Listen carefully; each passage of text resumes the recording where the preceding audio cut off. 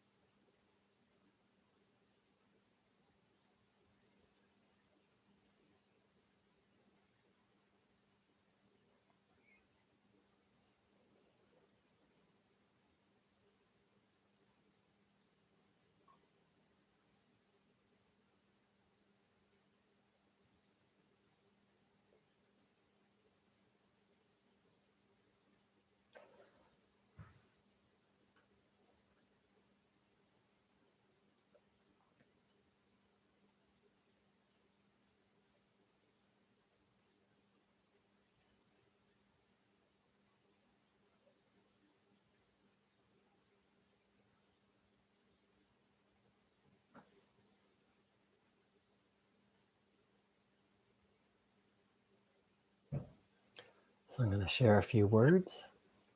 If you'd like to stay in the silence, go ahead and mute me.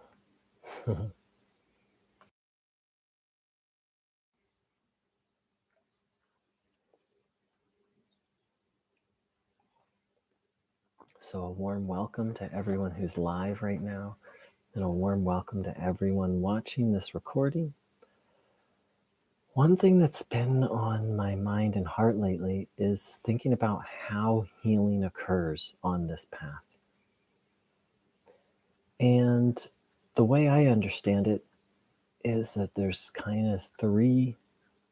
Bruno never said this. This is just, I've taken different things that he said and kind of connected some dots.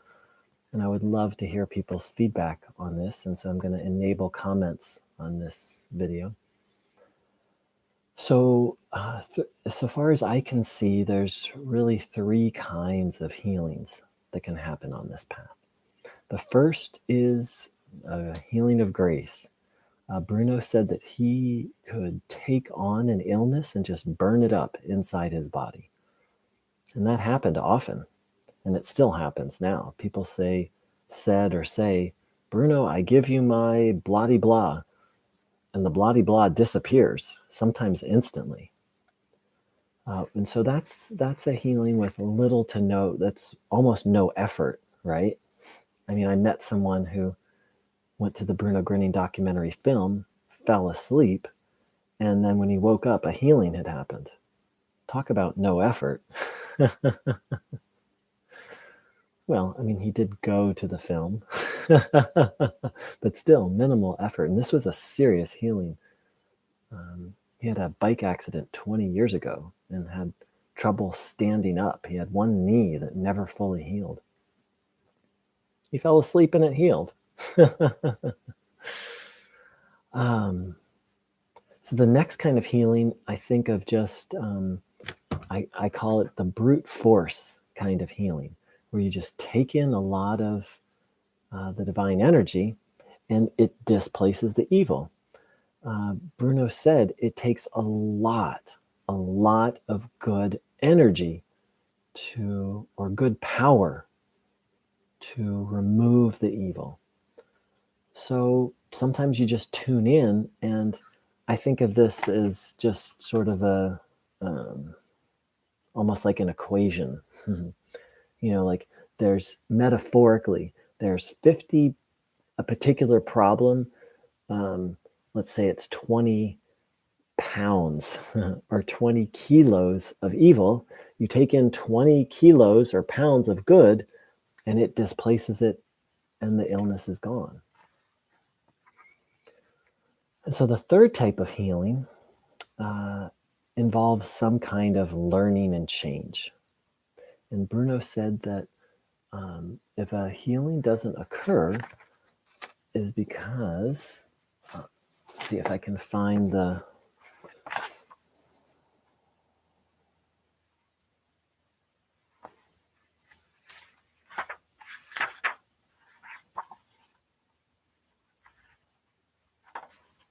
one moment.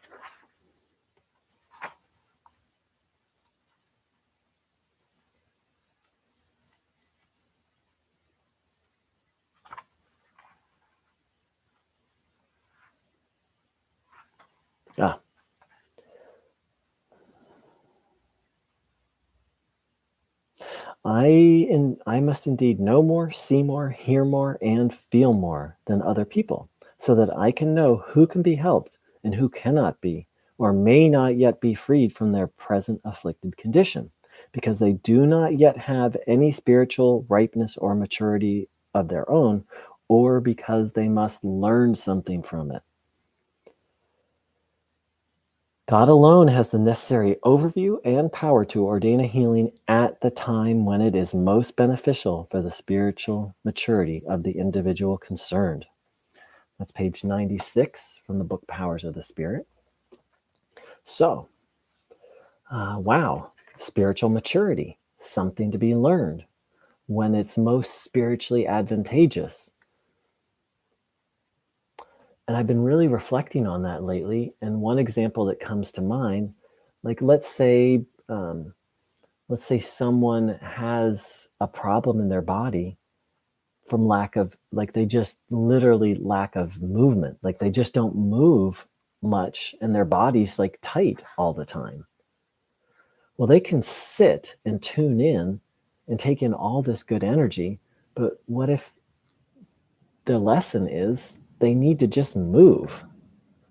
Or someone who eats a lot of unhealthy food that's causing a problem, and they can sit and tune in and keep eating the unhealthy food, and until they bring that part of their life into alignment, a healing would actually make them worse in a sense, because they would just do more of the bad, right?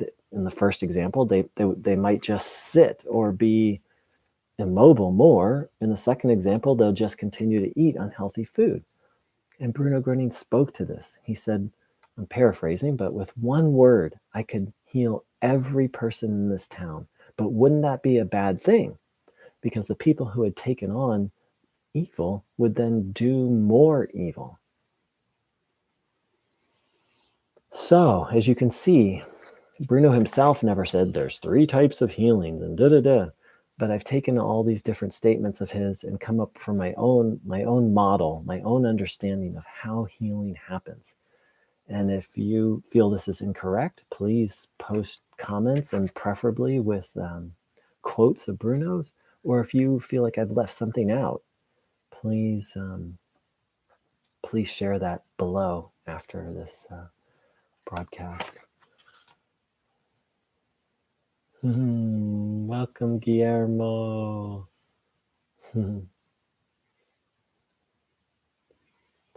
Glad you could join in, brother. And just a reminder, you can receive the Heilstrom anywhere at any time. Bruno himself said it. So friends, I'm trying to quit that habit. It's become a habit to just say friends. So lucky friends of Bruno Gröning. Meaning, aren't we lucky to have heard the name Bruno Gröning and be drawn to this path and this beautiful practice of taking in the divine energy? If something isn't healing, then let's have the willingness to change. Bruno said once, he said, in our circle of friends, health means divine order. This isn't just about, this isn't a get rid of illnesses club. It's not what Bruno Gröning came to do. He came to help people bring every aspect of their life into divine order.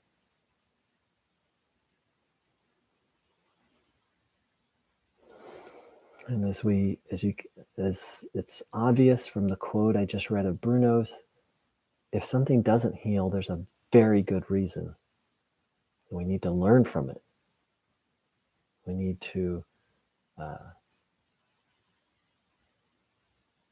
in essence, uncover the disorder that led to it, probably the disorder that we're still doing. And I gave some extreme examples. Someone who has tension because they don't move often enough, someone who has a health complication from eating bad food. It can be more subtle. But this is the path of sanctification. Bruno called it that, the path of sanctification, which means to make holy. We're being made holy, and we have to do our part. We have to uncover the things that aren't holy and make changes.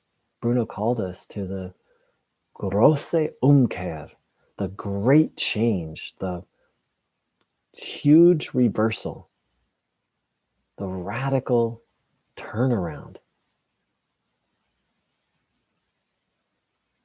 It means a complete change of life and change of living. And it may happen in spurts.